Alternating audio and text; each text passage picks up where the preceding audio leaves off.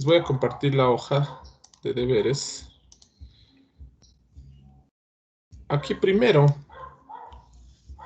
no debería decir identificar las siguientes cuadráticas, sino identificar y graficar las superficies, qué sé yo, definidas por las siguientes ecuaciones, ¿no es cierto? Entonces, así directo, no. Y aquí peor, miren chicos, probar que la proyección del plano XY de la intersección entre el cono, esto no es un cono, pues chicos, y el plano 2X no es un plano, entonces hay errores de concepto terribles, ¿no es cierto?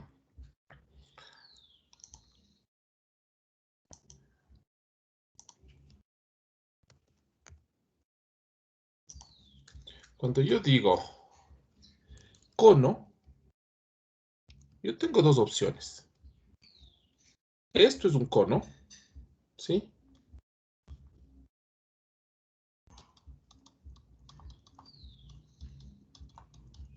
Esto es una ecuación. Entonces, si a mí me dicen, dado el cono y me señalan esto, yo diría, esto no es un cono, ¿sí? Entonces, también el cono es un conjunto de puntos, aquí están, ¿no es cierto? Todos estos son puntitos. Lo que sí podría decir es un cono, llamémosle, por ejemplo, C.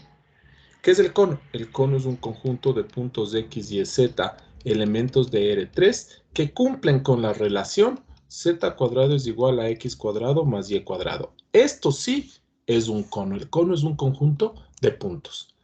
Esto de aquí es una ecuación. Entonces, o decimos, dado el cono, y le damos todo esto, o decimos, dado el cono de ecuación, y esta es la ecuación del cono. ¿Sí? Entonces, x cuadrado más y cuadrado igual a z cuadrado no es un cono, es la ecuación del cono. Y 2z menos y menos 1 igual a 0 no es un plano, es la ecuación de un plano. ¿Qué más vi por aquí? Inge, Dime. yo tengo una duda. Justo en el ejercicio 2, para saber la intersección, se supone que lo más fácil sería despejar de una ecuación y reemplazar en la otra, ¿verdad? ¿Correcto? Y obtendría la ecuación general de una elipse. Pero no me sale la ecuación general de una elipse. A ver, veamos, porque si me preguntaron eso y voy a resolvamos. Z cuadrado es igual a X cuadrado más Y cuadrado. Quiero intersectarle con el plano de ecuación 2Z menos Y menos 1. 2Z menos Y menos 1 igual a 0. Listo, entonces vamos a ver la intersección de estos dos. Como les había dicho, déjenme solo acordar si a ustedes les dije, porque con algún grupo me falta ver este ejemplo que hice con ustedes. Ya, ¿no? Ya, entonces con ustedes sí hice la intersección. Entonces, miren, de nuevo, si vamos a hacer la proyección de la intersección, entonces miren, si nosotros cortamos un cono, le cortamos con un plano, no encontramos realmente el corte, sino que lo que vamos a encontrar es la proyección en el plano XY. Entonces vamos a igualar z, ¿no? Entonces yo digo aquí, z es igual a y más 1 sobre 2. Reemplazando en 1 me queda y más 1 al cuadrado sobre 4 es igual a x cuadrado más y cuadrado. Entonces aquí diría, ¿no es cierto? Y cuadrado más 2y más 1 es igual a 4x al cuadrado más 4y al cuadrado. Esto es equivalente a decir 4x al cuadrado más 3y al cuadrado, ¿no es cierto? Este pasa restando, menos 2y, y acá pongamos igual a 1. No se llegaron hasta ahí. Aquí faltaría completar este trinomio. Y ahora sí, ¿con qué le completamos? Veamos.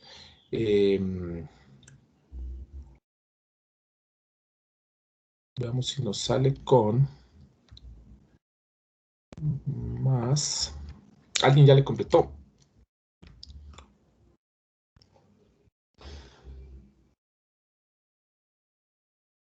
Uno sobre 3 tal vez. Ya veamos si está bien esto. Y me queda 4x al cuadrado más raíz de 3y más 1 sobre, perdón, menos 1 sobre raíz de 3 al cuadrado es igual. Si le puse un tercio aquí, le tengo que poner un tercio acá. Entonces aquí me quedan 4 tercios. Por favor, revisen esto que estoy haciendo a ver si está correcto. Si encuentran por ahí algún error en alguna suma y resta, díganme, por favor.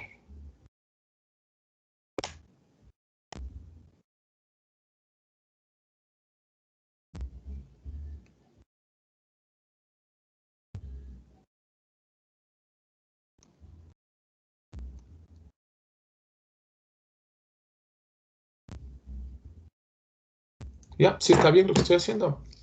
A ver, déjenme verificar. Entonces, y más 1 sobre 2, y más 1 al cuadrado sobre 4x cuadrado. Entonces, y más 1 es igual a 4x cuadrado más 4y. Menos 2y. Aquí está, aquí también debería ir más un tercio, ¿no es cierto? Estaba mal. Y esto puedo ver primero.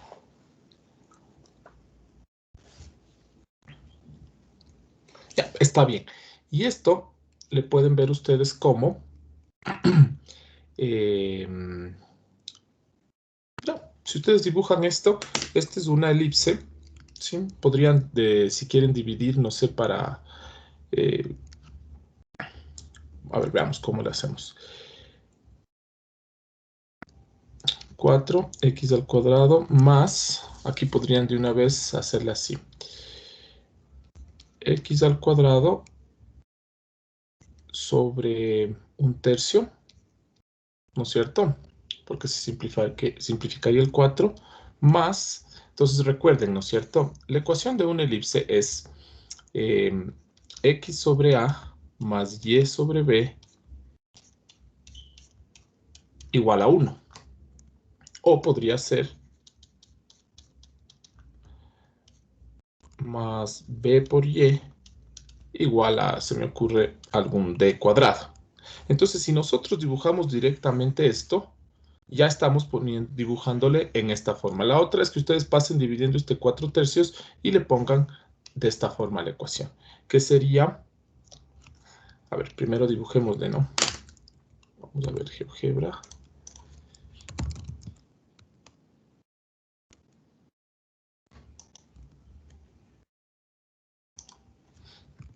4x al cuadrado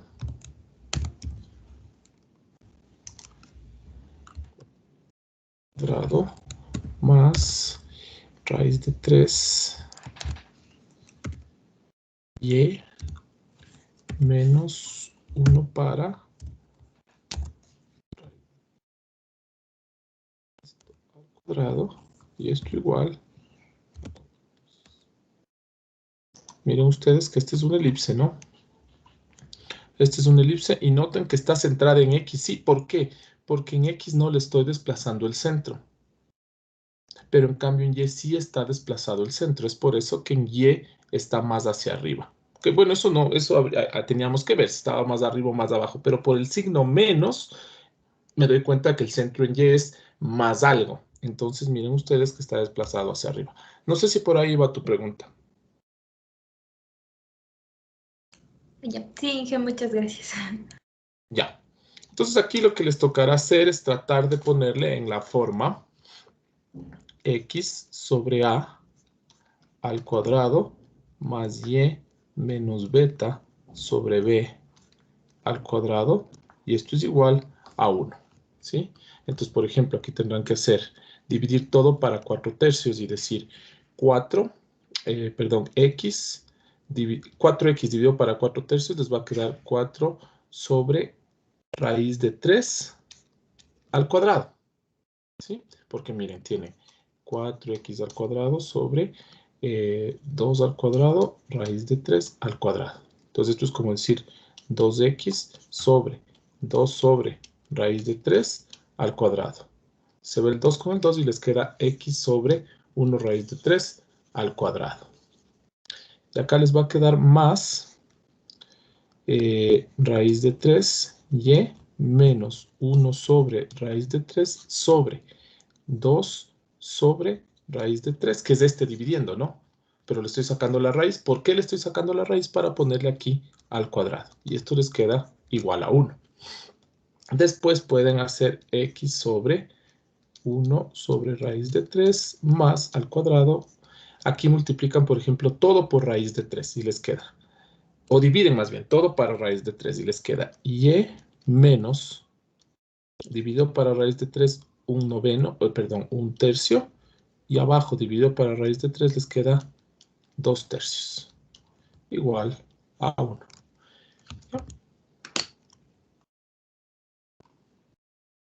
Y el centro nos queda en el punto 0, 1 tercio. Veamos. 0, 1 tercio. ¿Ya? Y ese es el centro, miren. ¿Sí? Bueno, hay puro suma y resta nomás, ¿no es cierto? Ya no sé si les tenga que aclarar mucho más. Lo que sí podríamos hacer es en R3, ahí sí sería interesante, ¿no es cierto? En R3 diríamos, veamos, en R3 tenemos primero el cono de ecuación z al cuadrado es igual a x al cuadrado más y al cuadrado. Y la ecuación del plano es 2z menos y menos 1 es igual a 0. ¿Ya? Y ahí tienen, miren ustedes,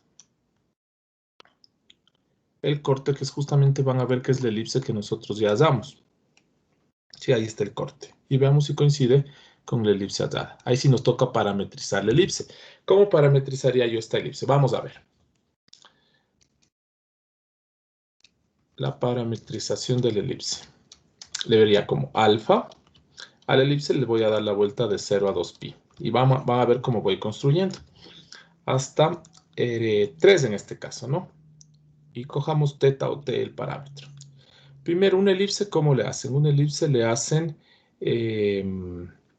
con coseno de teta,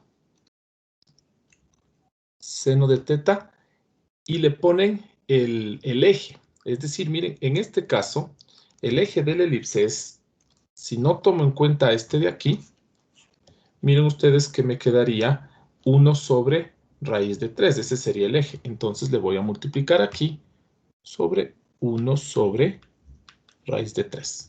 Acá, ¿quién le está acompañando a y? O más bien, más que a y menos 1 tercio. Ay, perdón. Abajo, ¿no es cierto? 2 tercios. Y el centro aquí más 0. Y el centro acá más 1 tercio.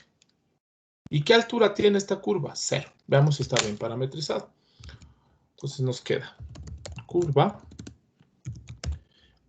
sobre raíz de 3 coseno de t, coma 2 tercios el seno de t más 1 tercio. La altura de esta curva es 0. El parámetro es t, que va desde 0 hasta 2pi. Miren ustedes que es justamente la elipse aquí en una línea punteada.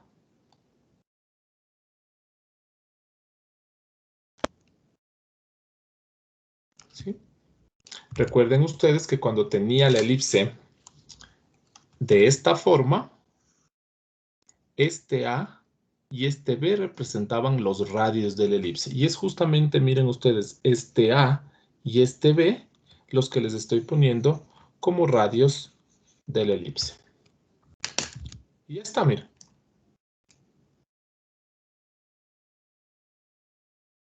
¿Sí? Listo, chicos, ¿alguna otra pregunta? Ahora, ¿cómo parametrizarían el corte? Porque recién aquí tienen, miren, la proyección del corte. ¿Qué es lo que les pide el ejercicio, no es cierto? Ahora lo que vamos a hacer es hacer beta 0, 2pi hasta R3, teta. Aquí va lo mismo, acá va lo mismo, y es z lo que cambia, es la altura, ¿no? Porque miren ustedes, desde arriba vemos lo mismo, pero realmente es la altura la que cambia. ¿Dónde están los puntos de corte? Los puntos de corte están en el plano, pero también están en el cono. Entonces ustedes verán dónde reemplazar. Y yo voy a reemplazar en el cono. Perdón, en la ecuación del plano. Entonces me queda que z es igual a y más 1 sobre 2. Entonces cojamos aquí y más 1 y dividámosle para 2. Entonces aquí me quedaría 2/6 del seno de teta, 1/3 más 1, 4/3 para 2, 4/6. 4/6. Y veamos si con 2/6 me dictan esto, ¿no? 2/6 seno de teta, 4/6. Veamos. Entonces aquí voy a copiar la curva igualito. No sé si puedo, veamos, ojalá me deje. Vamos a escribir todo de nuevo. No me deja.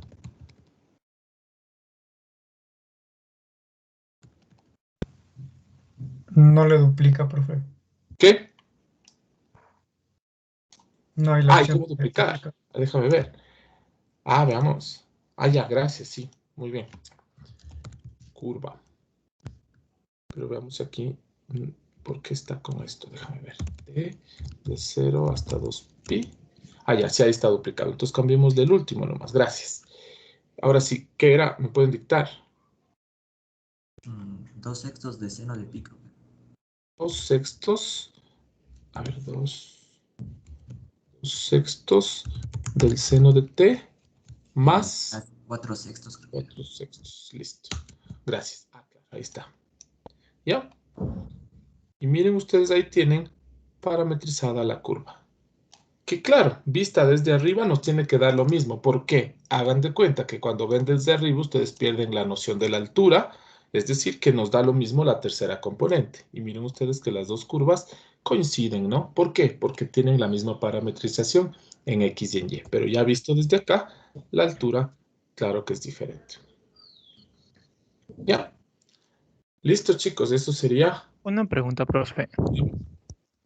En este caso, como despejo Z y la reemplazo, estoy encontrando la proyección, como está en función de X y Y, pues sobre el plano XY. Correcto. Pero si despejara X o Y, me quedaría la proyección en los otros planos, ¿verdad? Correcto, correcto. Si igualas X, desaparece X, entonces toda la información te quedaría en YZ. Ya, profe, gracias. Listo. Entonces ahí, Yo tengo otra pregunta, profe. claro, dime. Es que como en el cono los coeficientes son iguales, ¿no tendría que ser la sección circular? No, porque no sabes cuál es la inclinación ni por dónde le estás cortando. Es decir, no podemos aventurarnos a decir nada. ¿Por qué nos había salido la anterior vez? Porque al cono yo le puse una inclinación simétrica. Es decir, la vez que nosotros hicimos el ejemplo, yo le puse 2x, 2y, más z igual a 1, creo, a 2, no sé. Pero le arreglé de tal forma que x y y me queden igual, tengan el mismo coeficiente. Entonces, a un paraboloide simétrico le cortaba con un plano que tenía el mismo coeficiente para x y y. Entonces, no hay una regla, la verdad. ¿Sí? Entonces, no podemos decir nada. La verdad es que toca hacer para ver. ¿Ya? No hay una generalización. Entonces, ahí tienen, miren, chicos. ¿Ya? Listo. ¿Alguna otra pregunta? A ver, sigamos viendo. Entonces, el deber, por favor, vamos viendo estas cositas, ¿no? Aquí identificar y graficar las siguientes, en todo caso, las siguientes curvas cuadráticas cuyas ecuaciones son. Ya, perfecto. Probar que la proyección en el plano de la intersección entre el cono de ecuación tal y el plano de ecuación tal es una elipse. Bosquejar los gráficos de las siguientes funciones. Aquí está bien. Es que este sí, yo creo. No. A ver. Después, da la trayectoria, muestra que alfa son ortogonales. Considera una trayectoria de cuya posición viene dada por esto. Ya, bueno, ahí está. Profe, el 6 también no estaba mal la respuesta. El 6 está Sí. mal la respuesta. Es 0, 0, 0, ¿no? Ajá. Ya. Alguien me había preguntado, creo, y le había dicho que sí estaba mal, ¿no? No sé si eras tú. Pero sí está mal la respuesta del 6. Bueno, sigamos entonces con nuestra clase. Solo déjenme ver qué tanto avancé con ustedes acá. Vi lo que es la parametrización de una circunferencia, de una elipse, de cualquier función XY, de una lemniscata, y vi este corte. Entonces lo que me falta ver es tipos. Ah, ya he visto curva simple, hemos visto curva suave y curva cerrada no vi. Ah, ya, curva cerrada. Entonces habíamos dicho que curva cerrada es aquella cuyos extremos coinciden. Se acabó. Y curva simple, decíamos que es una curva que no se corta consigo mismo, excluyendo el corte de sus extremos, ¿no? Entonces, por ejemplo, aquí, excluyendo los extremos, o excluyendo uno de los extremos, miren que sí hay corte. ¿Ya? Entonces, esta no es simple y tampoco es cerrada. Y suave habíamos dicho si es derivable. Ah, ya hemos avanzado más o menos. Recta y vector tangente. Ah, ya. Entonces nos queda por ver lo que son parametrizaciones equivalentes. ¿Ya? Veamos hasta dónde avanzamos. Si alguien más tiene preguntas, chicos, por favor, con confianza, ¿no? Esa es la idea.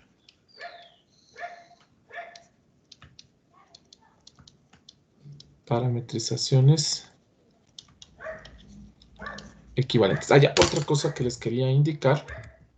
Ustedes en el aula virtual, ustedes son grupo 3. Aquí ya en esta semana ya está listo para que puedan subir el cuaderno 2, ¿sí? Y aquí dice utilizar el programa para comprimir archivos PDF compartido ahí dice compartido, ya me tocará cambiar. Compartido en los archivos de Teams. Entonces ustedes van a Teams.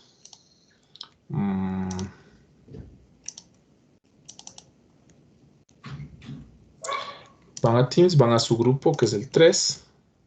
Van a archivos y podrían utilizar este programa que está aquí en este archivo, ¿no? Ese suele comprimir mejor los archivos PDF, sin embargo, no tengo yo problemas si por ahí no pudieron comprimirle tanto. Bueno, ahí tendrán que ver ustedes cuántos archivos les sale, si quieren utilizar o no lo que les estoy sugiriendo. Inge, una consulta. Dime. ¿El cuaderno es hasta esta clase de hoy día o hasta la anterior? Hasta la de esta semana. Hasta esta, la de ahorita. Ya, Inge, gracias. Ya. Siempre es hasta la que, o sea, siempre voy a cortar las clases así, hasta miércoles y ustedes tienen hasta sábado para entregar. Que no debería ser un problema, ¿no? Ya habíamos quedado que el cuaderno se debería ir haciendo conforme voy dando la clase. Cualquier cosa ustedes tienen el acceso, pueden revisar después si algo les queda pendiente. Listo, vamos a ver parametrizaciones equivalentes. Vamos a decir, hay una definición, si ustedes revisan los resúmenes que se les comparte, hay una definición para esto. Sin embargo, a veces se les tienen problema con eso. Entonces, puedo yo definir esto de una manera un poquito más simple. Y voy a decir, dos parametrizaciones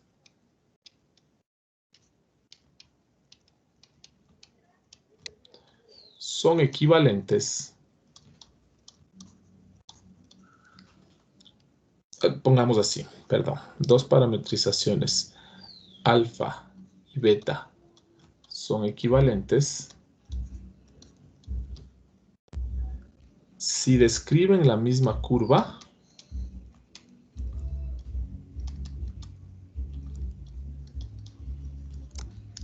y tienen los mismos extremos.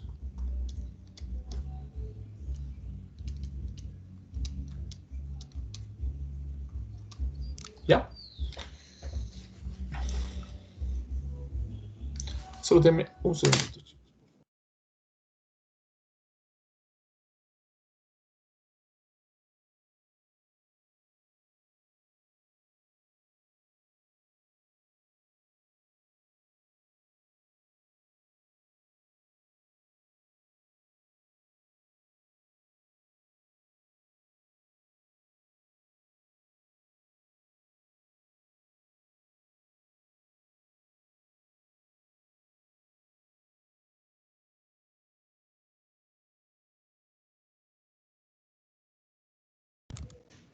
Entonces, miren, realmente cuando decimos esto, miren, dos parametrizaciones son equivalentes si describen la misma curva. ¿Qué estamos diciendo? Que las imágenes de alfa y las imágenes de beta son iguales. Entonces yo tengo, miren, alfa que está desde I hasta R2 o 3 y beta que está desde J hasta R2 o R3. Para que sean las mismas imágenes, yo tendré que decir que alfa de I tiene que ser igual a beta de J. ¿Sí? Sin embargo, esto de aquí a mí no me garantiza que tenga los mismos extremos. Puede tener sí la misma forma, es decir, las mismas imágenes, pero no los mismos extremos. Conversemos de esos ejemplos y regreso acá. Vamos a trabajar ahora en R2, ¿sí? Para que se nos haga más fácil ver las curvas en R2, ¿no? Entonces, por ejemplo, voy a describir yo una circunferencia de radio unitario, coseno de teta, seno de teta, con el parámetro teta de 0 a 2pi. ¿Ya? Y miren ustedes que está definida una curva de esta forma, que realmente a esta le podría parametrizar con un parámetro C, que esté, qué sé yo, entre 0 y 2pi. Y formamos los pares ordenados. Es decir, miren, aquí cuando digo X coseno y Y seno con el parámetro T entre 0 a 2pi, puedo hacerlo. Aquí pongo el parámetro C de 0 a 2pi y acá defino las ecuaciones paramétricas donde X es el coseno del parámetro y el seno del parámetro. Y miren ustedes que cuando formo esta curva se nos forma justamente una circunferencia, ¿sí? Cuyos extremos ya está claro dónde están, ¿no es cierto? Los extremos están en el punto 1, 0, y hago que esta curva, miren, se forme, ¿no es cierto? Entonces ahí tienen una curva donde tienen los extremos en el punto 1, 0. Sin embargo, yo podría también formar la curva. En lugar de coseno seno, voy a formar, por ejemplo, el seno de C con el coseno de C. Y le voy a dar a esto un color azul. Y le voy a formar, y miren ustedes cómo esta curva es la misma circunferencia, pero resulta que ahora esta curva tiene los extremos en la parte de acá arriba. Entonces, ahí se me forman las dos curvas, pero con extremos diferentes. Entonces, copiemos esto y hagamos el análisis de esta parte.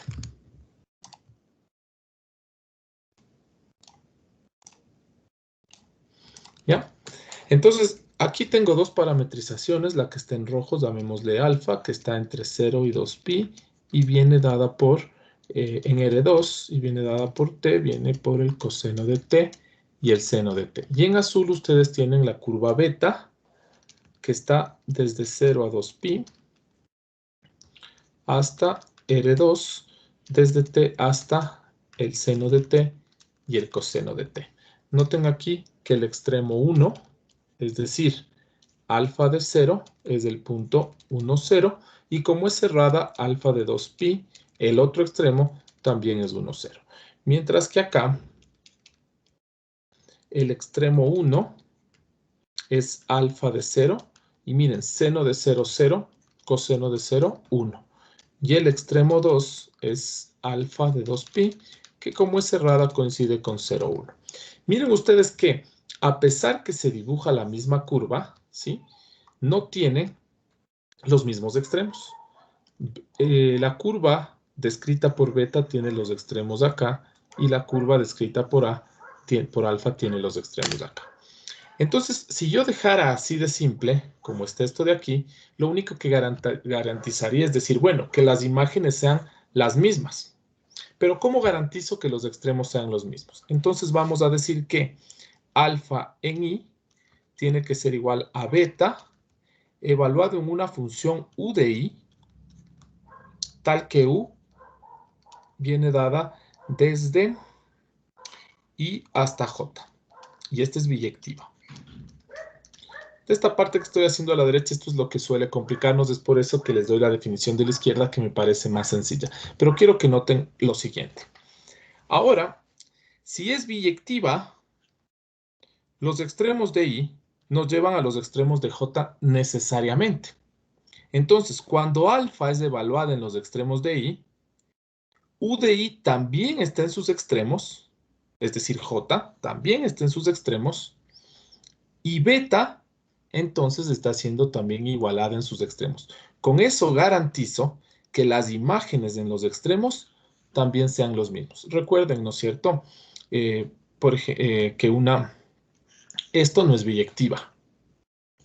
Esta es biyectiva. En cierto dominio, ¿no? Bueno, entonces, una función biyectiva nos asegura que los extremos de I nos llevan a los extremos de J. Entonces, si estoy en los extremos de I, estoy en los extremos de J, entonces estoy en los extremos de alfa y estoy en los extremos de beta. Y de esta manera garantizo no solo que las imágenes de alfa y beta son iguales, sino que garantizo que las imágenes en los extremos son las mismas. ¿Ya? Entonces ahí viene la definición. Dos parametrizaciones, alfa y beta, son equivalentes si existe una U definida entre I y J, biyectiva, tal que las imágenes son iguales y por la biyectividad de U, también los extremos son iguales. Y esa es la definición que ustedes se van a encontrar en el resumen. Sin embargo, traduciendo un poco, nos dice que dos parametrizaciones son iguales si describen la misma curva con los mismos extremos. ¿Listo? ¿Alguna pregunta hasta ahí, chicos? Fácil, ¿no es cierto? A ver, sigamos trabajando con este de aquí. Voy a hacer ahora dos parametrizaciones que me van a llevar solamente... bueno, veamos. Hagamos primero. 0, 2pi. Conclusión acá.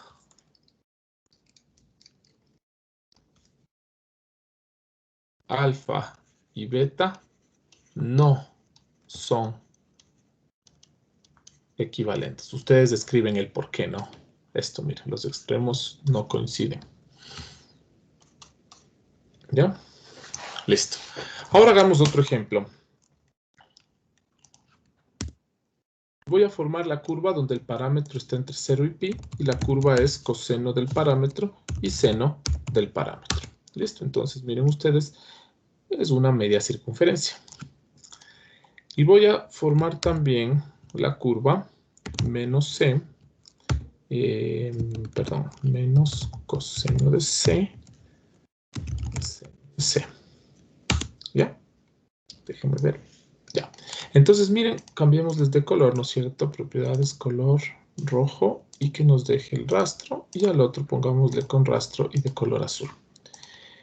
Miren ustedes que en las dos curvas que se nos van a formar y miren las parametrizaciones. Entonces, yo tengo, ¿no es cierto? Miren que la una empezó a la izquierda, la otra a la derecha. Y a la larga las dos nos describen exactamente la misma curva, pero tienen extremos iguales. Alguien podrá decir, no son iguales. Sí son iguales, solamente que están cambiados del orden. Y de eso voy a conversar. Entonces, miremos estas dos parametrizaciones. La parametrización en alfa, en rojo, está entre 0 y pi, hasta R2, está desde t hasta el coseno de t y el seno de t. Y miren que aquí el extremo 1 es el punto alfa de 0, es el punto 1, 0. Y el extremo 2 es el punto alfa de 2pi, que es igual a menos 1, 0. Mientras que la parametrización en azul es beta, también coincide que es de 0 a pi. Podría ser otro valor, yo le cogí de esa manera, hasta R2, desde t hasta menos coseno de t, el seno de t. Y miren ustedes que aquí el extremo 1 es el punto beta de 0, que en este caso sería menos 1, 0. Y el extremo 2 es beta de 2, de pi nomás, ¿no? El beta de pi, acá también era de pi nomás. Y esto es 1,0. Entonces, miren, misma curva, sí. Eso sí ya es evidente. Extremos, miren que el extremo 1 acá es el extremo 2 y el extremo 2 acá es el extremo 1. Entonces vamos a decir, en este ejemplo, alfa y beta son equivalentes con sentido contrario.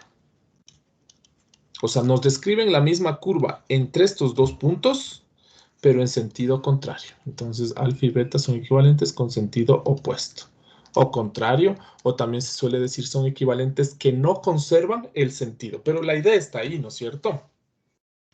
Como lo digamos, la idea es que nos dibujan la misma curva, pero de un lado al otro y viceversa. De aquí hasta acá y la otra de acá hasta acá. Listo, entonces ahora podemos poner, voy a parametrizar, voy a cambiar B, borrar, y voy a poner otro deslizador, por ejemplo, D. A este deslizador le voy a coger entre 0 y pi medios. ¿Ya? Y vamos a parametrizar esto. Miren ustedes que reduje el dominio a la mitad. Y acá voy a coger el par ordenado, coseno, y como reduje el ángulo a la mitad, le voy a multiplicar 2 veces D, y acá seno de 2 veces D. Y tengo un punto rojo y un punto azul.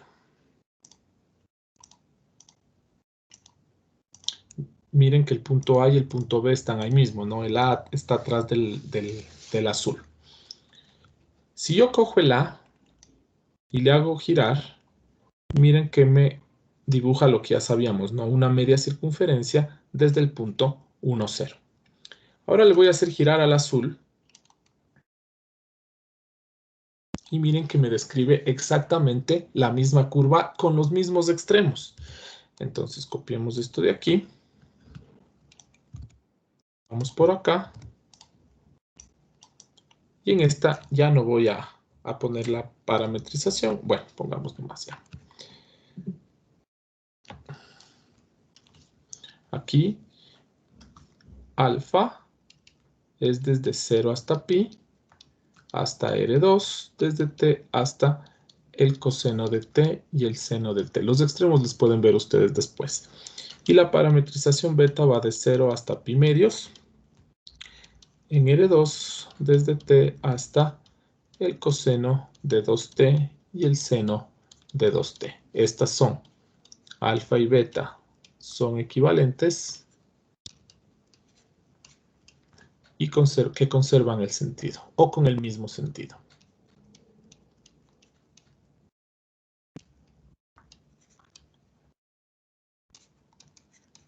Listo. ¿Alguna pregunta hasta ahí, chicos? Y ahí tienen, miren algunos ejemplos, ¿no? Miren aquí dos parametrizaciones que tienen la misma curva, pero no tienen los mismos extremos, no son equivalentes. Aquí la misma curva, los mismos extremos, pero cambiados del orden. Entonces son equivalentes, pero el sentido es opuesto.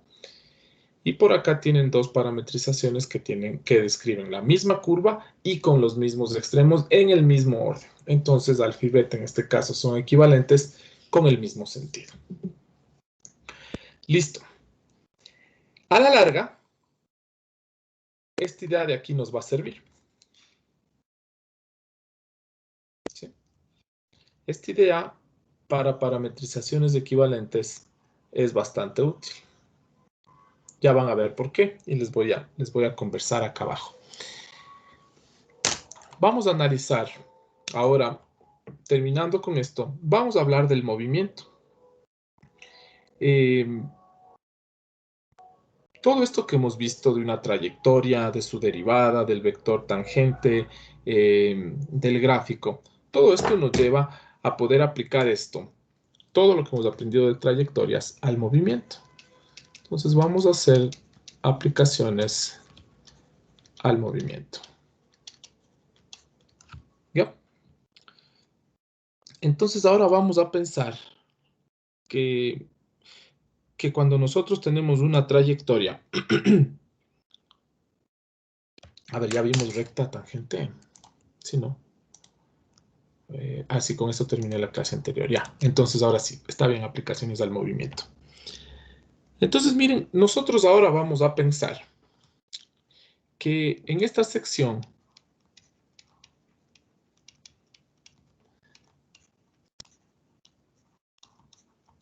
la trayectoria de la forma alfa, que va desde cierto intervalo de los reales hasta R2 o 3, no irán a preguntar en la casa cuál es el espacio 2,3, no, es R2 o R3.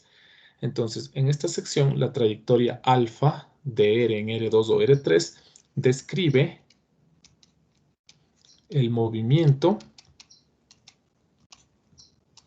de una partícula. Entonces, básicamente lo que vamos a estudiar es cinemática, ¿no es cierto?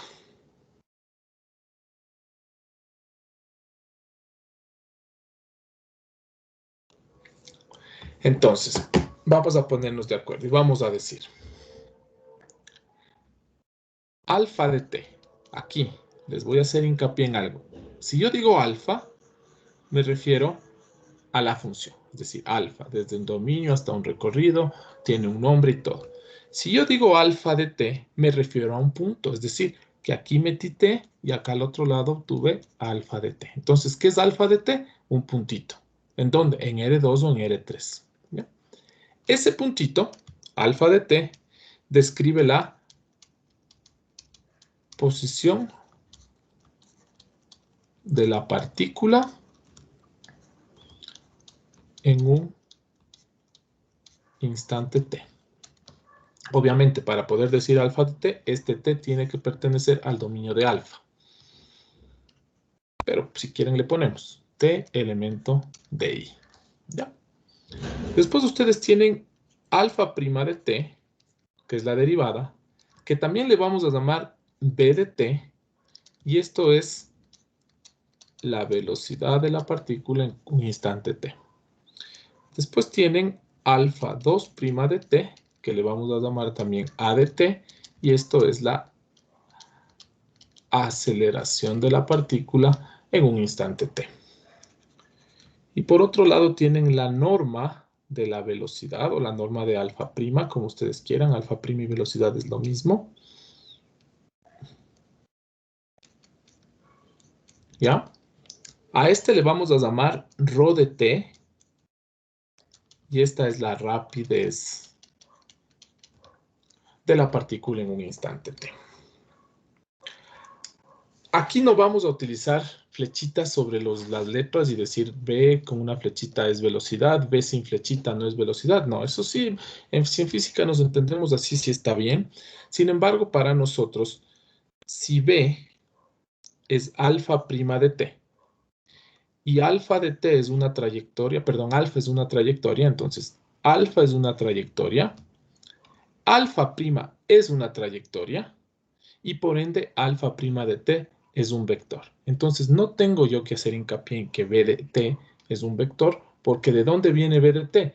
Viene de la derivada de una trayectoria. Y recuerden que una trayectoria tiene varias componentes, por ende su derivada también tiene varias componentes. Entonces este puntito b de t tiene varias componentes, por ende es un vector.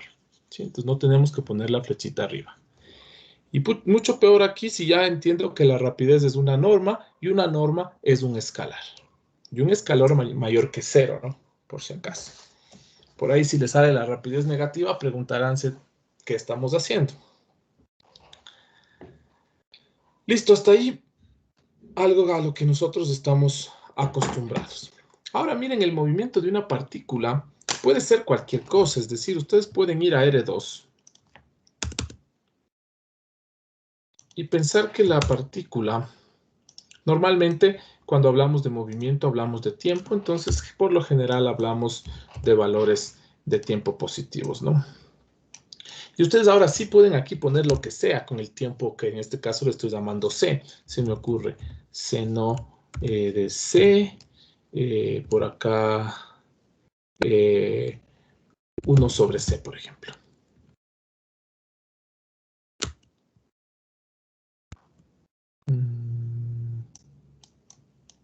¿No? Entonces, si ustedes ven el gráfico, ¿no es cierto? Cómo se mueve esta partícula. Claro, esta partícula en 0 no se va a mover, pero desde 0.1. Miren ustedes, la partícula se mueve de esta forma, ¿no es cierto? Ya, ahí se está moviendo la partícula, miren. ¿Tiene un nombre este movimiento? No. Simplemente es el movimiento de una partícula y se acabó.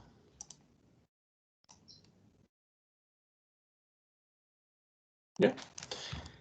Pero hay dos movimientos a los que sí les podemos reconocer fácilmente, y estos son el movimiento rectilíneo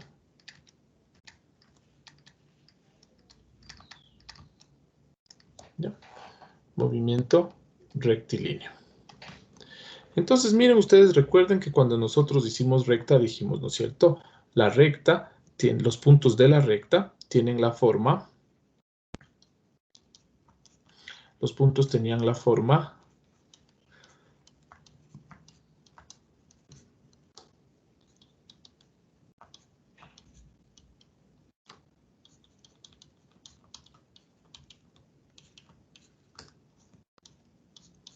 ya. Cualquier punto de la recta tenía la forma A más T veces B. Entonces yo les decía, ¿no es cierto? Miren, cogemos la dirección B, encontramos la cápsula de B, que es al multiplicarle por T, ¿no? Y a estos puntitos de la forma TB, que son la cápsula de B, le sumamos A. Y ahora encontramos todos los puntitos sumados A, y estos tienen la forma A más T veces. Esto ya hicimos en la primera semana de clases. Entonces, de esta misma manera, nosotros podríamos describir, ¿no es cierto?, un movimiento rectilíneo, es decir, yo les podría decir, miren, entonces, ahora le voy a poner esto en forma de trayectoria. Y la trayectoria me va a quedar desde cierto intervalo I hasta R2 o 3, lo que sea, con un parámetro T. Y vamos a tener puntitos de la forma A más T veces B. Lo que estoy haciendo, miren, es básicamente cogiendo las ecuaciones paramétricas, porque aquí hay ecuaciones paramétricas, aunque no lo vean. Aquí, ¿qué nos dice esta ecuación? X, Y es igual a A1, A2 más T veces B1, B2, y de aquí pueden sacar X y de aquí pueden sacar Y. Entonces, de estas ecuaciones paramétricas, yo les estoy poniendo en forma de trayectoria, que es algo que nosotros ya trabajamos, ¿no es cierto? Justamente esa es la parametrización. Coger las ecuaciones paramétricas de una curva y ponerlas como trayectoria. Entonces, esa sería la primera aproximación al movimiento rectilíneo. Sin embargo, lo que va haciendo este parámetro T es llevándome cada vez a un nuevo punto. Entonces, estoy en el parámetro T me va llevando a un nuevo punto. Entonces, no necesariamente tiene que ser T. Y aquí voy a definir y vamos a ver ejemplos. Y vamos a decir, el movimiento rectilíneo es un movimiento, ¿no es cierto? Cuya posición, el movimiento rectilíneo, la posición en este movimiento tiene la forma alfa, ¿no es cierto? Es la posición en cualquier instante T. Esto va a ser igual a A más UT por B. ¿Qué es este UT? Ya voy a decir, vamos a decir, donde U es la función, una función escalar, desde I hasta R, continua, con AB elementos de R2 o R3. Entonces, miren, regresamos un ratito acá a la parte derecha. ¿Qué va haciendo cada puntito T aquí? Me va llevando a un nuevo punto. Vamos por acá. Miren ustedes aquí, cada vez que yo le doy un valor al parámetro C, me va llevando a un nuevo punto. Entonces, justamente por eso se llama esto parametrización, donde T es el parámetro, y cada vez que cambia T, me va llevando a un nuevo puntito. ¿Qué es lo que pasa acá? Miren, si cambia T, cambia U de T, y por ende me va llevando a un nuevo puntito, ¿sí? ¿Por qué quiero que sea continuo ¿por qué quiero que sea continua la función U? Fácil, porque si no tendría un U que me va llevando a cada puntito Y cuando uno es continua, me salto y continúo. ¿Y cómo explico que hay un movimiento aquí donde no hay posición? Es decir, saltó de aquí a acá sin explicación. Es por eso que quiero que U sea continuo.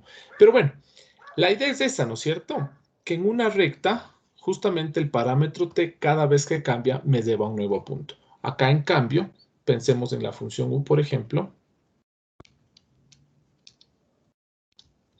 Pensemos en alfa de t y cojamos 1, 1 más t cuadrado 2, 3. ¿Ya? Miren aquí, identifiquen ustedes donde U va desde los reales positivos, incluido el 0, hasta R, desde t hasta t cuadrado. Entonces, miren ustedes que cada vez que ustedes le cambien a t, cambia t, por ende cambia t cuadrado. Entonces, miren. Ustedes antes hubieran tenido 1, 1 más... hubieran tenido las ecuaciones paramétricas 1, 1 más 2t más 3t. Ahora tienen las ecuaciones paramétricas x, y. 1 más 2t cuadrado, 1 más 3t cuadrado. No mezclemos el concepto este de movimiento rectilíneo con el concepto de recta. El concepto de recta sigue siendo este, o más que eso, sigue siendo este. Acá para el movimiento rectilíneo, digo, bueno, miren, si cuando tenía 1 más 2t y 1 más 3t, cada vez que iba variando t me iba llevando a un nuevo puntito, miren que acá también cada vez que varíe t, también me va llevando a un nuevo puntito.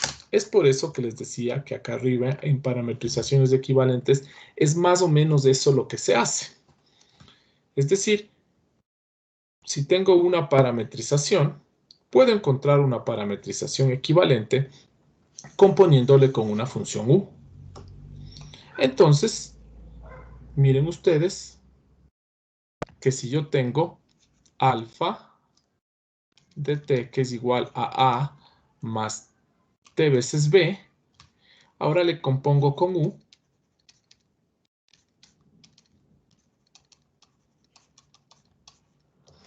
y me va a quedar una parametrización equivalente. Es decir, que si este es un movimiento rectilíneo, este de acá también es un movimiento rectilíneo. Si ustedes tienen el movimiento alfa de t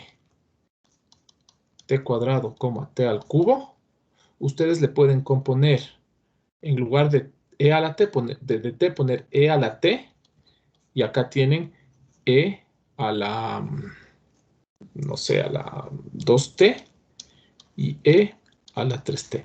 Y el movimiento va a ser similar, o sea, la forma del movimiento va a ser el mismo. ¿Qué nombre tiene este? No sé, pero acá arriba sí tiene movimiento rectilíneo. Entonces, siempre que ustedes tengan un movimiento de una forma y le compongan con una función continua, la forma del movimiento no va a cambiar. Veamos. C, cojámosle entre 0 y 2, por ejemplo.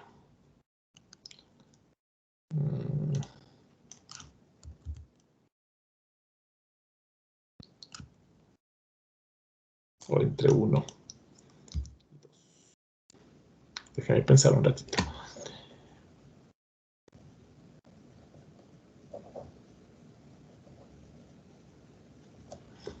Entre 0 y 4. Cojamos aquí entre 0 y 6. Ya. Ahora sí. Cojamos ahora la curva de la forma t al cuadrado y t al cubo.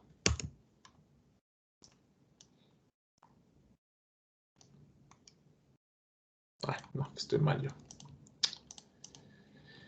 Quiero la forma t al cuadrado y t al cubo.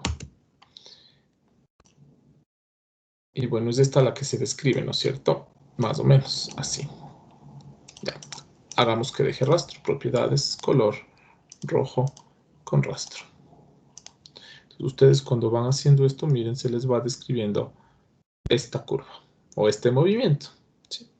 Y bueno, se va hasta 6 al cubo, ¿no? Ahora voy a coger un parámetro D. Y al parámetro D cojámosle entre 0 y 2. Y ahora sí cojamos lo que les había dicho. E elevado a la 2C y E elevado a la 3C.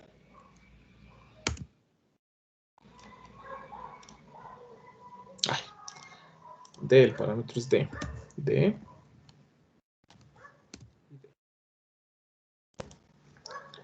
Y miren ustedes cómo se mueve el punto plomo. Y el punto plomo se mueve justo, tiene el mismo movimiento del punto rojo. ¿Sí? ¿Ya? Lo que quiero que noten ustedes es que el punto rojo para llegar, empecé en 1, ¿no? Hasta llegar al filo de la pantalla, miren que le tomó 3.6. ¿Sí? Es decir, tuve que mover el parámetro desde 1 hasta 3.6 para poder llegar hasta acá arriba. En cambio al plomo, si le voy haciendo por aquí, miren, ya me pasé de la pantalla y solamente en 1.3. Es decir, si el rojo y el plomo fueran partículas que empiezan a moverse, la ploma se mueve más rápido. Porque miren que la ploma en 1.2, la ploma en 1.2 ya llega hasta ahí. En cambio la C empezó en 1 más 1.2, 2, recién llega hasta ahí. Es decir, la ploma se mueve más rápido que la roja, pero las dos se mueven describiendo, miren, la misma curva o el mismo movimiento. Miren. ¿Sí?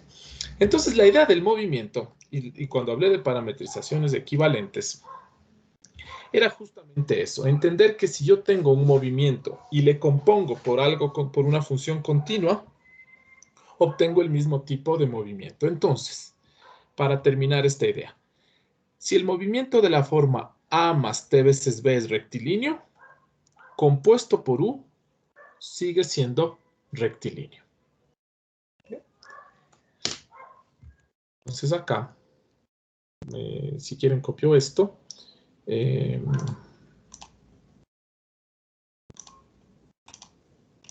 Quería que vean que el punto plomo tiene una forma, describe un movimiento similar. ¿Ya?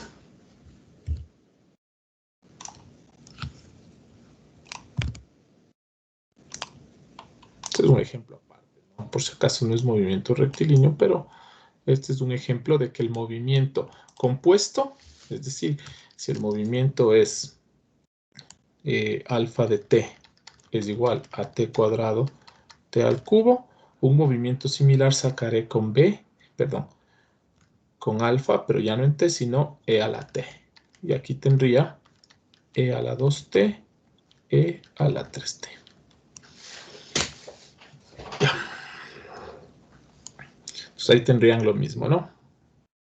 Un movimiento, no quiero decir el mismo, pero sí un movimiento similar. Entonces acá, veamos con t cuadrado y directo, curva. Teníamos 1, 1, ¿no es cierto? A esto le sumábamos la dirección que era 2 t al cuadrado. Acá le ponemos más 3 t al cuadrado. Entonces ahí tienen punto más dirección compuesto por t cuadrado. El parámetro es t y cojámosle entre menos 3 y 3. Y miren ustedes que tienen un movimiento rectilíneo. ¿Sí? Entre 0 y 4, no sé. Y ahí tienen, miren ustedes, un movimiento rectilíneo con t al cuadrado. Que yo podría tener un movimiento similar, curva, 1, 1, más 2t, más 3t, con t entre 0 y 16. Y miren que tengo exactamente la misma curva. El de arriba está compuesto por el de abajo. Y muchos ya se darán cuenta del dominio, ¿no es cierto? Miren que cuando puse el t simple, al dominio le cogí entre 0 y 16. Pero cuando utilicé compuesto por t cuadrado, entonces, ¿cómo llego con t cuadrado de 0 a 16? Suficiente con coger t de 0 a 4 para que al cuadrado se haga 0 a 16. Y es, miren, la misma curva. Ahí están las dos, ¿no? Listo. Algo similar pueden ustedes ver en el movimiento circular. El movimiento circular, vamos con el tiempo. Vamos más o menos. Hablemos de otro movimiento conocido que es el movimiento circular. Y ustedes arriba ya vieron cómo formé un movimiento circular. ¿Con qué formó? Miren, con cosenos y senos, con senos y cosenos, con senos y cosenos y así sucesivamente. Entonces, un movimiento circular tiene la forma, como escribí acá arriba, déjenme ver, dice la posición tiene la forma, entonces así. ¿Bien? Entonces, en un movimiento circular, la posición tiene la forma, miren, ustedes si yo les digo circular, lo primero que van a pensar es en coseno de t y en el seno de t. Pero si le compongo, entonces me va a quedar coseno de u de t, el seno de u de t, más, ¿no es cierto? Ay, perdón, ¿cómo hice acá arriba? Allá. Entonces es que estoy mal, es así. Con componentes, ¿no es cierto? Ya. Entonces aquí irá A y aquí irá A. Y ustedes ya saben este A que representa. Representa el radio. Entonces voy a decir con U, una función que va desde I hasta R continua y A mayor que 0, que es el radio, ¿no? ¿Sí? Entonces, miren, si ustedes quisieran hacerle elíptico a este movimiento, ahí ya tendrán que ser diferentes. Si ustedes desean que este movimiento circular no esté centrado en el origen, entonces tendrán que así ponerle más H y más K y así sucesivamente. Entonces, no quiero que se aprendan de memoria que este es el movimiento circular. Miren que dice tiene la forma. Es decir, puede cambiar un poco esta forma. Alguien le puede invertir aquí senos y cosenos y también sigue siendo circular. Miren aquí que la parametrización en azul, que es la que está acá, miren que le cambié el orden y puse seno y coseno acá. Pero también es circular, solamente que al cambiar seno y coseno, ¿qué cambié? El punto de partida. Acá otro ejemplo también. Miren aquí, en lugar de coseno y seno, utilicé menos coseno y seno. ¿Qué hizo este menos aquí? Que cambie el punto de partida. ¿Sí? Entonces aquí ya, si ustedes quieren utilizar coseno, seno, seno, coseno, menos coseno, menos seno, ya ustedes irán decidiendo cómo quieren el sentido, ¿no es cierto? Porque ustedes ven que unas curvas se nos formaron en sentido antihorario, las otras se nos formaron en sentido horario. ¿Sí? Miren, la que había empezado acá se formó en sentido horario. La que había empezado acá se formó en sentido horario. Y las que habíamos empezado por acá se formaron en sentido antihorario. Entonces, el orden que ustedes cojan entre el seno y el coseno, el signo que ustedes le den al seno y al coseno, lo que van a hacer es cambiar el sentido del movimiento, horario o antihorario, y el punto de inicio. ¿Sí? Podrán, por ejemplo, poner coseno de t más pi tercios, seno de t más pi tercios. Vayan, dibujen esto y vean qué pasa. Lo más probable es que en lugar de empezar aquí, empiece por acá. O empiece por acá. Ustedes prueben esto. Entonces, con este ángulo que ustedes le puedan sumar aquí, ustedes van a lograr empezar en un punto diferente la curva o el movimiento, ¿sí?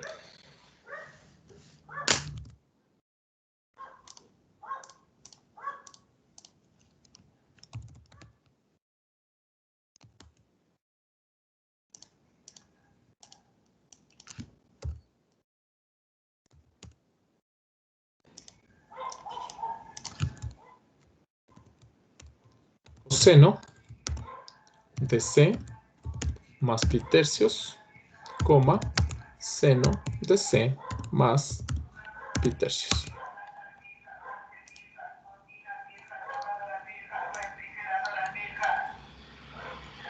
Pi medios, pi tercios. Miren ustedes que pi tercios estamos empezando más o menos en 60 grados. Y miren que esta partícula A se da la vuelta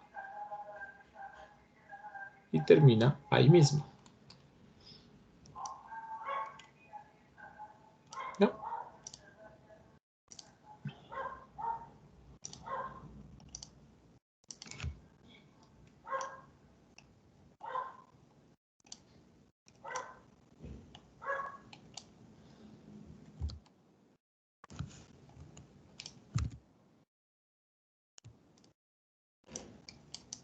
Ya, entonces, por ejemplo, aquí lo que hice es alfa de t es igual a coseno de t, seno de t, pero le compuse con alfa de t más pi tercios.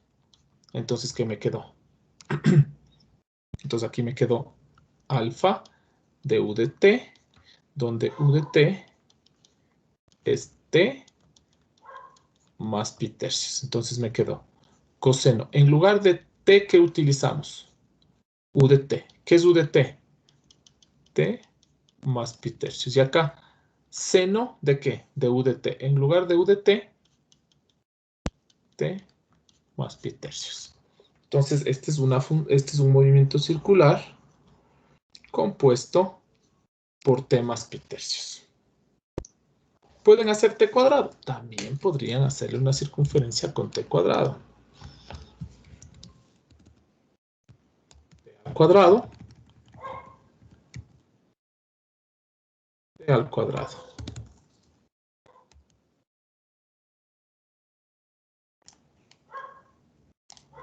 Ustedes tienen ahí la misma circunferencia, ¿no? ¿Por qué se da algunas vueltas? Porque imagínense que van a llegar a 6.28 al cuadrado. Eso es, no sé, 40. Es decir, que están haciendo desde coseno de c cuadrado. Es decir, están haciendo hasta el coseno de 40. Eso es mucho más que un ciclo. Es por eso que ustedes le ven al punto A darse, miren, una vuelta, otra vuelta y así algunas vueltas. Probablemente 6 vueltas y un poco más. ¿Sí? Entonces aquí han hecho el coseno y el seno compuesto por la cuadrática. Pero igual, mientras ustedes tengan seno y coseno, o coseno seno, o menos seno, lo que sea, de algo continuo, ustedes van a tener un movimiento circular. Copien, anoten lo que tengan que anotar. Y sigamos en 2 minutitos, ¿sí?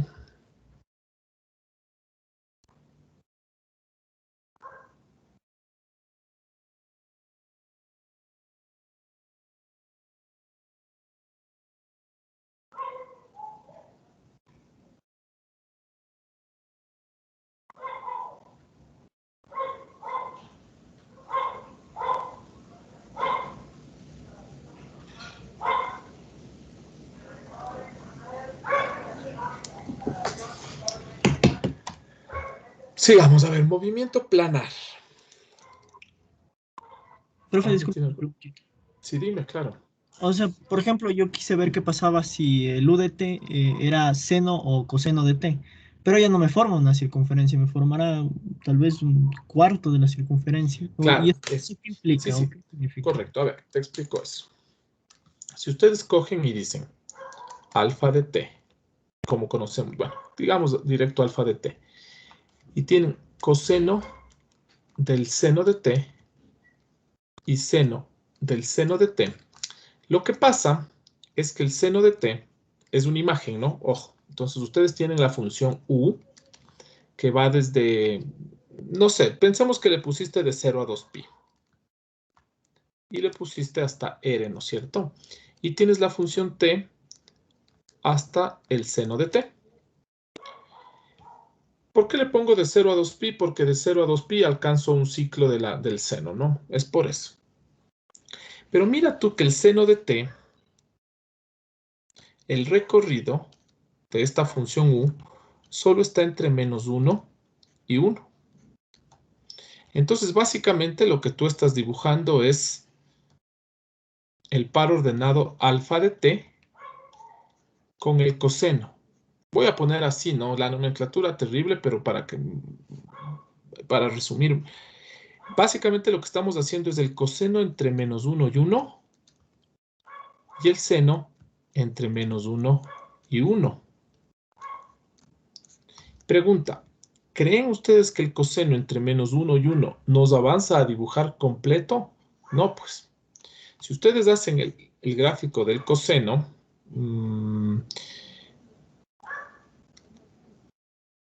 ahí tienen ustedes un periodo del coseno. El periodo del coseno va entre -pi y pi. Entonces, si tú le graficas coseno del seno, el seno de t es una imagen que está entre -1 y 1. Es decir, que aquí está sacando el coseno entre -1 y 1.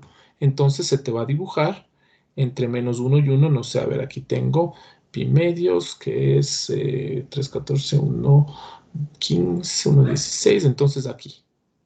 Entonces, aquí está el -1 y aquí está el 1. Entonces, solo estás dibujando esta partecita del coseno. Cuando para dibujar toda la vuelta necesitas entre -pi y pi. Entonces, si tú ves esta circunferencia, el coseno es -1. Perdón, el coseno de -1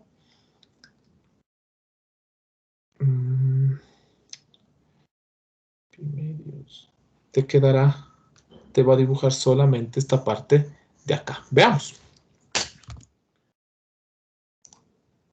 A ver, aquí tengo de 6,28, está bien. Veamos acá qué nos queda. Cojamos el par ordenado de la forma coseno del seno de C y el seno del seno de C.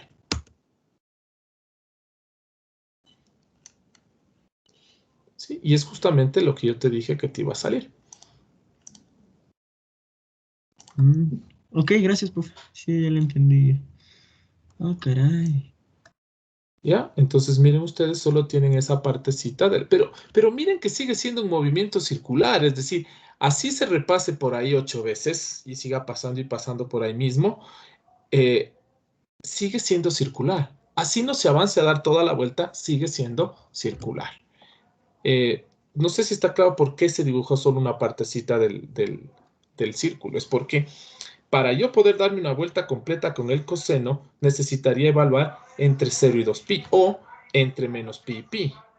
Pero cuando le cojo al seno como imagen, el seno como imagen solo nos da entre -1 y 1. Entonces, por eso que no avanzo a completar todo el periodo.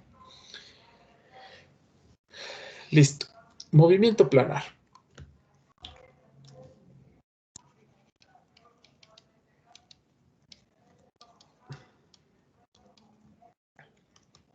Ya. Al movimiento planar, no les voy a indicar hoy día cómo identificar si un movimiento es planar o no, porque para eso necesito revisar algunos conceptos. Sin embargo, definir lo que es un movimiento planar es súper fácil y vamos a decir: un movimiento es planar. Déjenme pensar. Es planar si la posición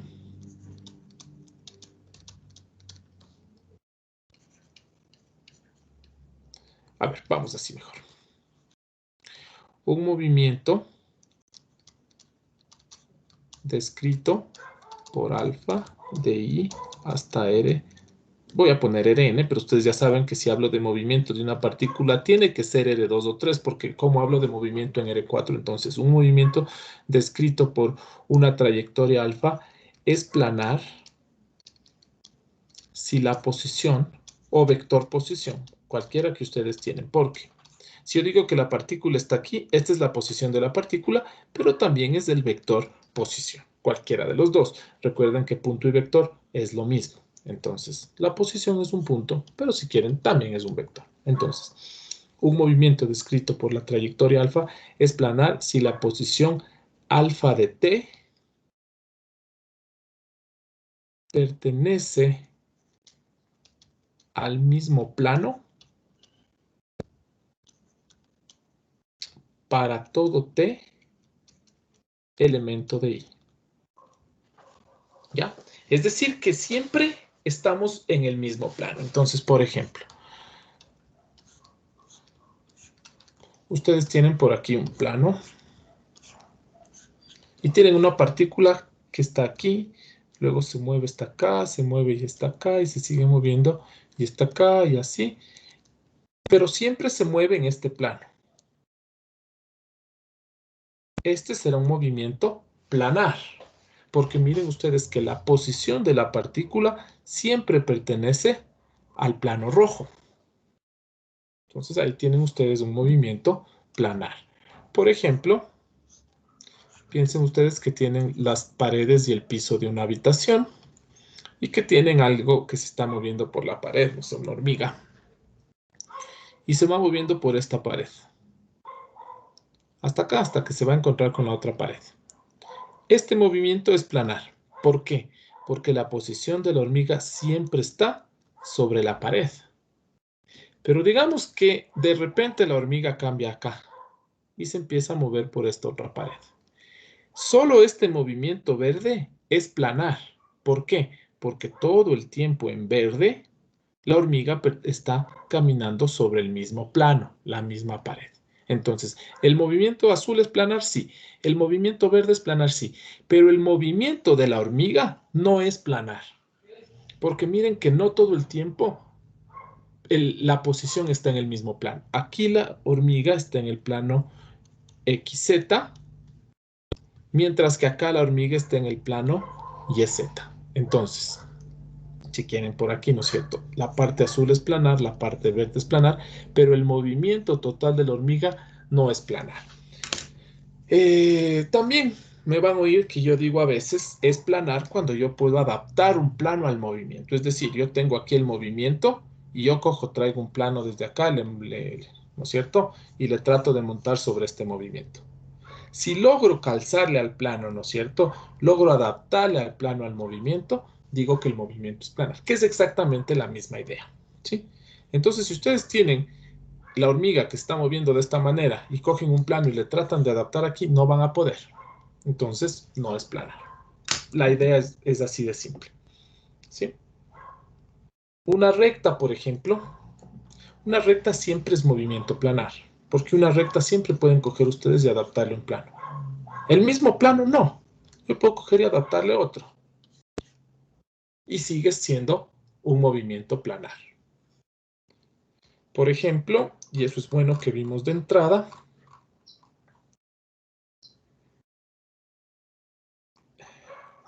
¿dónde dice? Aquí. Estos dos, tanto alfa y beta, describen movimientos planares. ¿Por qué? Recuerden que la curva negra, la que está aquí abajo, es la curva descrita por alfa. ¿Les parece a ustedes que la curva negra pertenece siempre al mismo plano? Claro, está siempre en el plano XY. De hecho, aquí por eso le puse z igual a 0. Entonces, alfa describe un movimiento planar. Y beta también. Porque miren que beta es el movimiento azul, que siempre está en el plano celeste. De hecho, la curva azul resulta del corte del plano celeste con algo. Entonces quiere decir que pertenece, la curva azul está sobre el plano, la curva azul está sobre el plano celeste. Entonces en este caso, estas dos trayectorias describen movimientos planares. ¿Sí? Por ahora no voy a hablar más del movimiento planar porque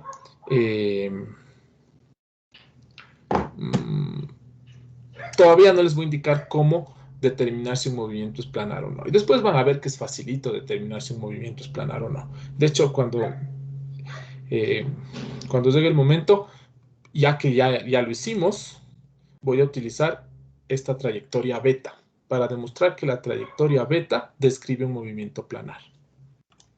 No me saldrán por ahí. Y si leen por ahí, seguro no fui yo. Sea beta un movimiento planar. No, beta no es un movimiento planar. Beta es una trayectoria. Que esta trayectoria describa un movimiento planar, sí. Que describa una curva planar, sí.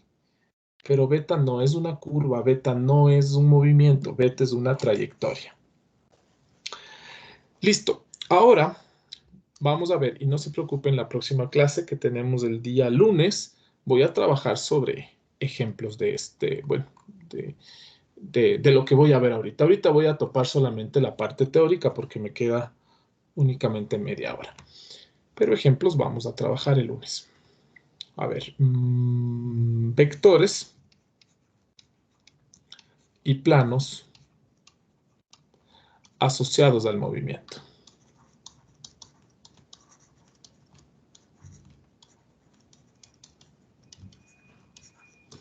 ¿Ya? Pensemos que tengo un movimiento, ¿sí? No importa si es en R2 o en R3, no nos estresemos por ahora con eso. Tengo a B, por aquí a todos estos instantes de tiempo les voy a pasar por alfa, y cada alfa me va a definir una posición, y cada vez que la partícula se va moviendo, me va describiendo un movimiento, o pensamos que la partícula se mueve sobre una curva. Entonces, pensemos, ¿no es cierto?, que aquí tengo los extremos alfa de A, aquí tengo el extremo alfa de B, y voy a coger un instante t cualquiera. Como ustedes se darán cuenta, t está entre A y B. Listo. Y ahí tengo un movimiento, ¿no es cierto? Este movimiento pensemos que está entre I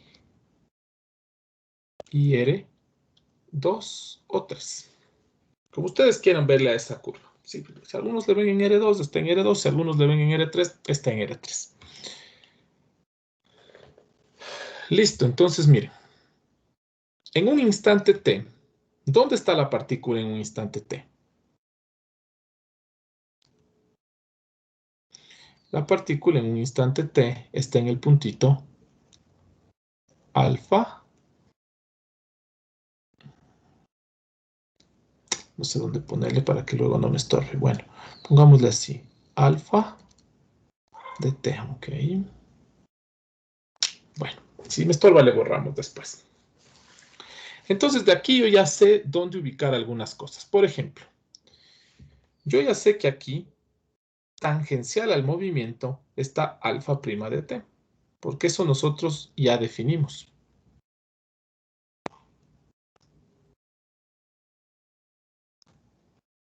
Alfa prima de t, que es el vector tangente al movimiento, ¿dónde? En alfa de t. Eso ya vimos nosotros la clase anterior. ¿Y quién es alfa de t? Justamente la velocidad. Después, yo sé también que en algún lado está la aceleración. No sé dónde está. ¿Sí? La velocidad sí sé dónde está. La velocidad está tangente al movimiento. La aceleración no sé. Entonces ponemos alfa 2' de t. Porque miren, ¿cuál es el único movimiento donde puedo pensar que la aceleración es cero? Un movimiento rectilíneo uniforme. ¿Ya? Porque si ya el movimiento en algún lado curva, entonces ya tengo aceleración normal. ¿Sí? Tengo un radio de curvatura y algunas cosas. Entonces, pensemos que si un movimiento ya le ven ustedes que tiene una ligera curva, entonces ya hay aceleración. Entonces, en este al menos no hay, en el movimiento rectilíneo no hay aceleración normal, pero podría haber aceleración tangencial. Es por eso que necesito que sea uniforme.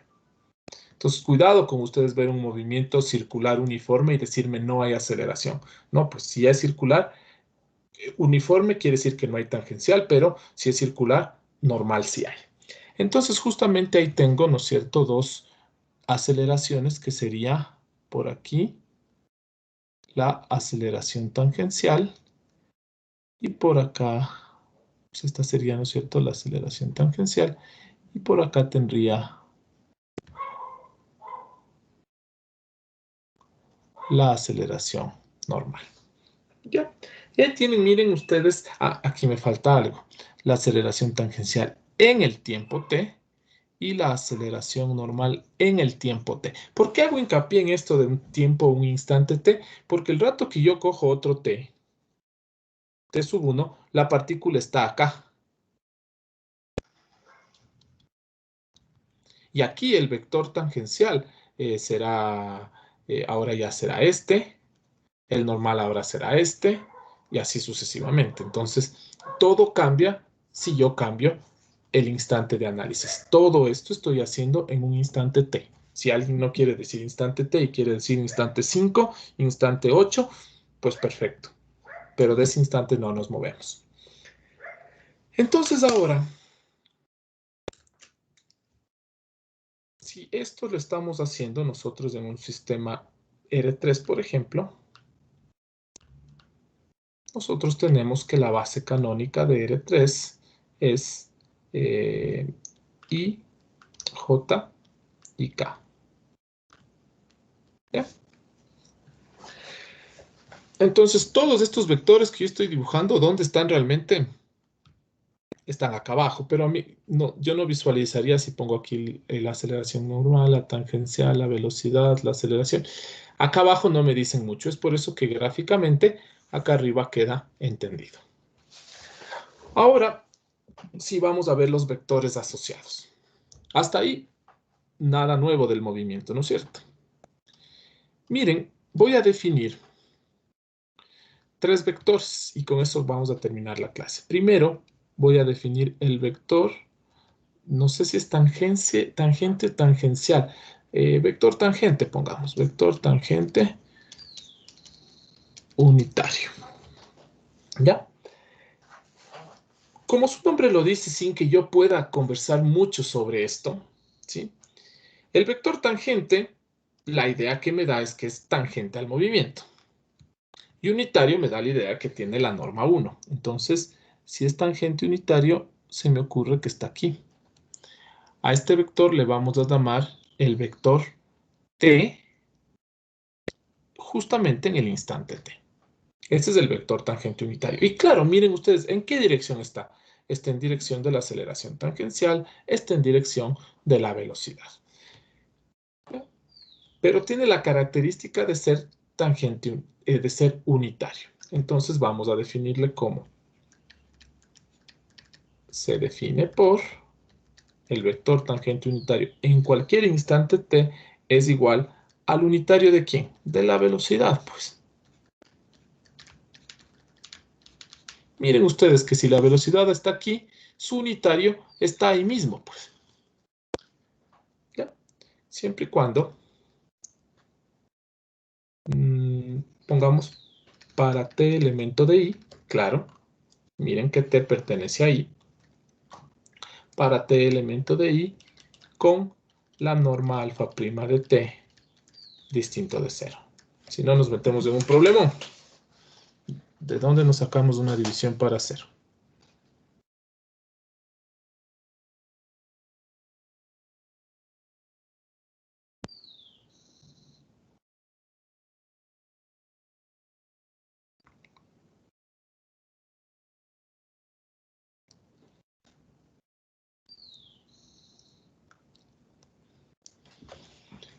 ¿Alguna pregunta, chicos? Y eso es todo. Esa es la definición del vector tangente unitario, el unitario de la velocidad. ¿Alguna pregunta con eso?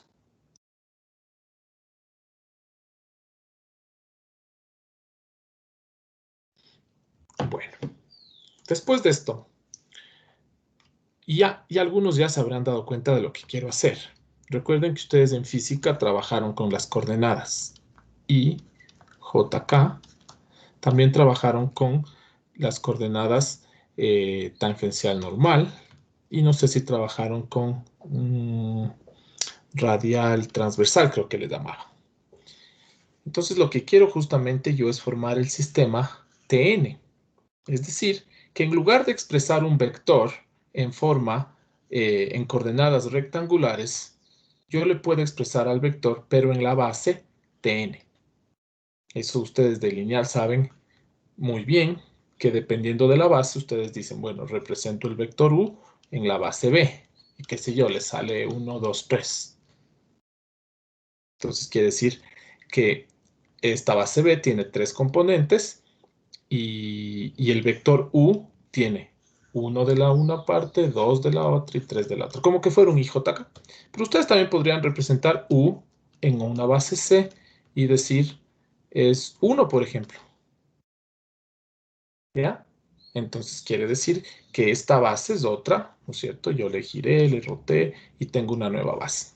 No sé cómo ustedes quieran recordar lo que vieron en álgebra lineal, pero ustedes un vector le pueden representar en diferentes bases. Entonces lo que yo quiero es hacer formar una nueva base. Y para eso, aparte del vector tangencial, voy a definir el vector normal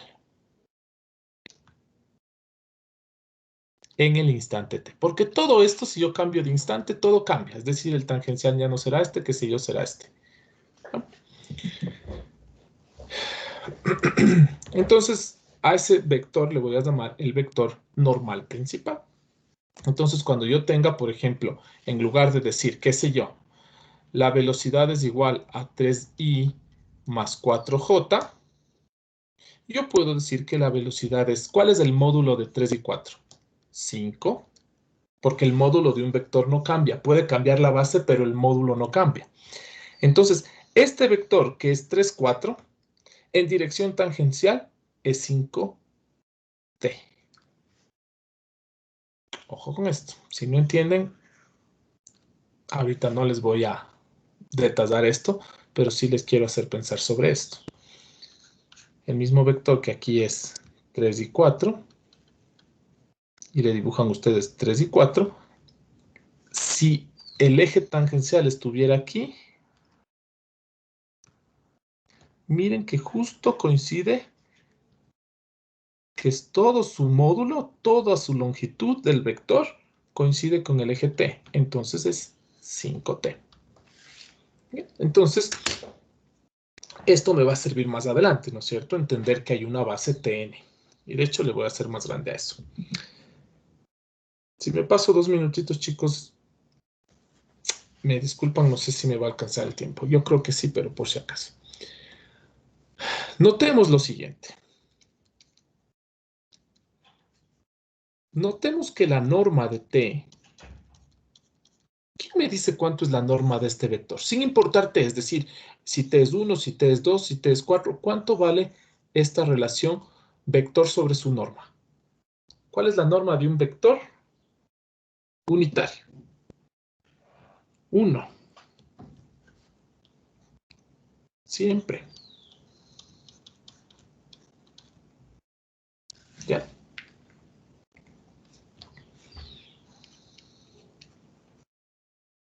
Siempre que ustedes dividen un vector para su norma, obtienen un vector unitario. ¿Qué quiere decir vector unitario? Vector de norma 1. Entonces, miren que el vector t tiene la norma 1. Ahora, recordemos que una trayectoria alfa derivable tal que su norma es constante es ortogonal a su derivada.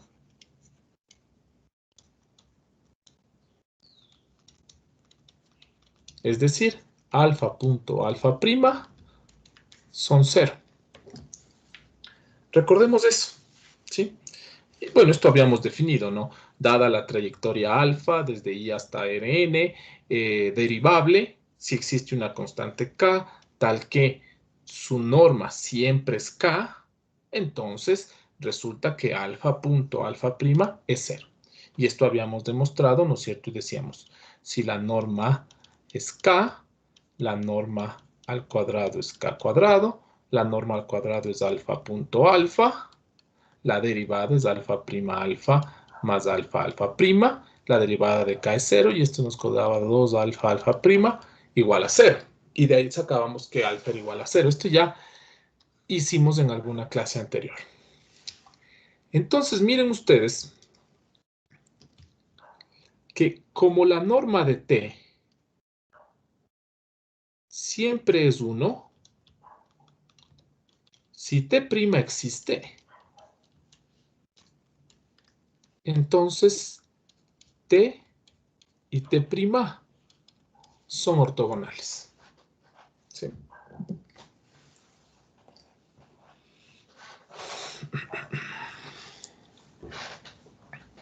Entonces, un vector, o más bien una trayectoria cuya norma es constante, es ortogonal a su derivada. Y justamente el vector tangente unitario es un vector que siempre tiene norma 1. Entonces, es normal o es ortogonal a su derivada. Quiere decir que si t y su derivada son ortogonales, el vector t está por aquí en algún lado. ¿Dónde? No sé. Y no nos interesa. Que no nos quite el sueño dónde está el vector t'. T' de t. Lo único que me interesa saber es que t' y t son ortogonales. Entonces, ahora sí, vamos a definir el vector normal principal.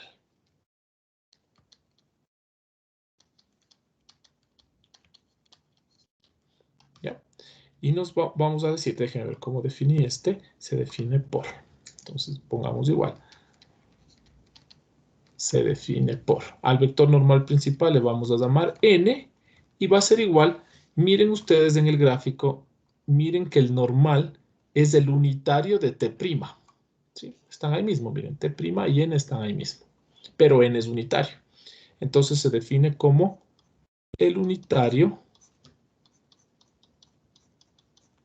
de t'. Para todo t, elemento de i, esperando que esta norma sea distinta de 0. Si no, estamos fregados. O si quieren, pueden poner inclusive mayor que 0. No, pongamos distinta, porque distinta le da más realce a la idea. ¿Por qué puse mayor? Porque si es norma, no puede ser negativo. Y si no es negativo ni 0, entonces es mayor que 0. Pero bueno, no voy a hablar mucho más sobre el vector normal principal. Ahora, como estamos en R3, de una vez completemos con t y n una base para R3 y completemos una base ortonormal. Y les recuerdo un poquito. ¿Qué quiere decir? Primero, ¿qué es una base? Una base es una base para Rn, es un conjunto de n elementos linealmente independientes. Y bueno, no sé si por ahí les dicen distintos de 0 o como ya es linealmente independiente ya entendemos eso. Después tenemos una base. Entonces primero sería una base. Entonces son n elementos linealmente independientes.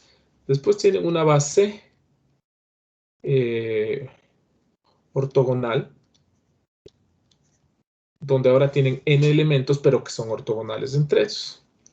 Después tienen una base ortonormal,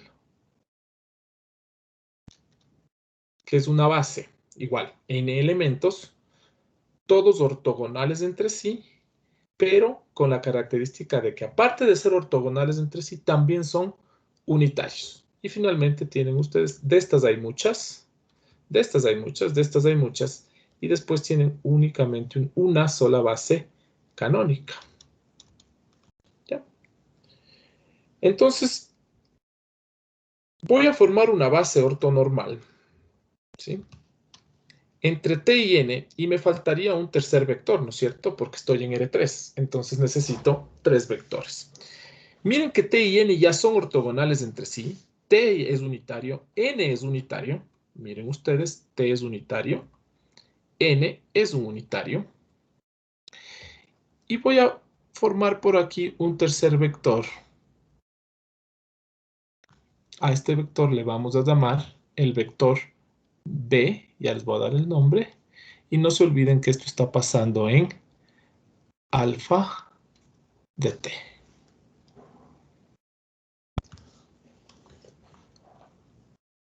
Esto está pasando en alfa de T. Listo. Todo esto está pasando en ese puntito. Entonces, para formar una base ortonormal, repito que es una base ortonormal en R3, tres vectores unitarios ortogonales entre sí. Ya si digo ortogonales entre sí, más que evidente que son linealmente independientes. A este tercer vector le vamos a llamar el vector binormal principal. Pregunta seria, díganme nomás. B forma parte de la base ortonormal, es decir, quiero que el vector B sea ortogonal tanto a T como a N. ¿De dónde se sacan un vector normal tanto a T como a N? Díganme nomás. Producto cruz. Producto cruz, ¿no es cierto? Entonces se define por, le vamos a llamar B de T, y es igual al producto cruz de T con N. Aquí ustedes me dirán, siempre y cuando T y N existan, ¿no? Y miren ustedes que para que T exista, esta norma tiene que ser 0. Para que N exista, esta norma tiene que ser distinta de 0. En ambos casos, distintas de 0.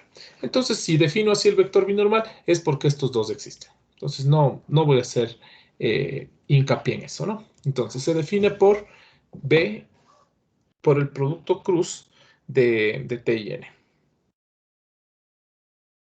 Y esto, obviamente, donde siempre indiquemos que T es un elemento de I. Miren que B es ortogonal a T y N, no hay discusión. Primero que T y N son ortogonales, claro, porque ¿de dónde nace N? N nace justamente de un vector ortogonal a T. Miren ustedes que el vector normal nace de T', que es ortogonal a T. Por el producto cruz, estoy seguro que B también es ortogonal a estos dos. Entonces, al menos ya sé que los tres son ortogonales entre sí. Yo ya sé que este es unitario, ya sé que este es unitario. Lo único que me faltaría verificar es que B sea unitario. Entonces, verifiquemos cuál es la norma de B. Voy a borrarme ahorita el paréntesis de T en todo, ¿no? Entonces, la norma de B es igual a la norma de T cruz N. Sí, estoy sacando norma a ambos lados. La norma de un producto cruz no es más que la norma del primero por la norma del segundo y por el seno del ángulo entre ellos. ¿Cuál es el ángulo entre el vector T y N? 90, pues si son ortogonales. Entonces, pi medios. Ahora sí, T es unitario, su norma es 1. N es unitario, su norma es 1. Y el seno de pi medios también es 1. 1 al cubo, 1. Y con esto verificamos que el vector binormal principal también es unitario.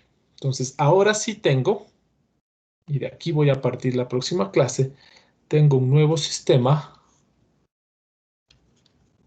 formado por, qué sé yo, T, N y B. El orden no importa, porque en el espacio este sistema va a ir girando. Es decir, este sistema, como está dibujado aquí, T, B y N, si el punto es este de acá, va a cambiar totalmente. Entonces, ahí sí no sé ustedes qué nos convenga poner, qué sé yo, T, N y B. Listo. Ahora sí, eso sería todo, chicos. En estos días va a salir un nuevo deber. Ya hay alguien encargado de hacerlo. Entonces, no sé si hasta el viernes ya su profesor de componente práctico les publique, pero estén pendientes de eso, ¿sí? Profe, una pregunta. Dime. Se ha hecho referencia que hay un vector normal principal y un vector binormal principal. ¿Quiere decir que también hay un secundario? No, porque se dice principal. Realmente el nombre no sé si de la persona em, que haya, no sé, haya generado esta referencia. Pero mira tú, si tú tienes aquí, yo en lugar de llamarle vector normal principal, yo le hubiera llamado vector normal unitario. Lo que pasa es que si tú tienes aquí un vector tangencial, este es normal, este también es normal, este también es normal. En cambio, entonces, para decir que el normal del que estamos hablando es el unitario, dicen que es el principal. Pero cuando dicen principal es que de todos, porque mira, aquí tienes 90, con este de acá, con este de acá también tienes 90. ¿Cuál de estos cogemos? El que es unitario. Entonces, por eso le llaman principal. ¿Sí? Sí, profe, gracias. Entonces, si no quieres llamarle principal, llámenle unitario y con eso estamos ya más claros. ¿Sí? ¿Alguna otra pregunta, chicos? Bueno, por favor, suban el cuaderno hasta el sábado. Si no lo logran, tienen hasta el domingo. ¿Sí? Del domingo sí ya no se pasen. Por favor, ya vayan estudiando, vayan haciendo los deberes. Generen todas las preguntas que puedan generar. El día lunes tenemos clase, podemos contestar cualquier tipo de pregunta que tengan y en el fin de semana igual siéntanse libres de escribirme por cualquier cosa. Bueno, chicos, buen provecho y seguimos conversando cualquier cosa, ¿sí? Chao, chao, chicos.